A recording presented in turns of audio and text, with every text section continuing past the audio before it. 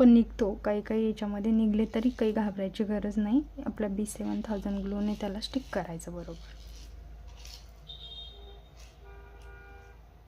हे बघा, बॅक साईडला सुद्धा आपली रिंग पूर्णपणे तयार झाली आहे आणि फ्रंट साईडला सुद्धा तुम्ही बघू शकता रिंगचा लुक कसा आहे. तर हे बघा, अशा प्रकारे आज आपण या व्हिडिओमध्ये फिंगरिंग कशी बनवायची ते शिकलो आहोत.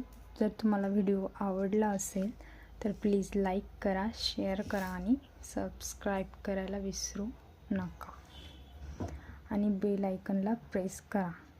हे बघा, मी तुम्हाला माझ्या फिंगरमध्ये पण टाकून दाखवली आहे अशा प्रकारे लूक दिसतो आहे. तर अशा प्रकारे याला आपण ॲडजस्ट पण करू शकतो. हे ॲडजस्ट करण्यासाठी आहे, त्याच्यासाठीच घेतानाच आपल्याला रिंग बेस असा घ्यायचा आहे जो ॲडजस्टेबल असेल. तर हे बघा, मी माझ्या रिंगमध्ये त्याला व्यवस्थित ॲडजस्ट केलं आहे.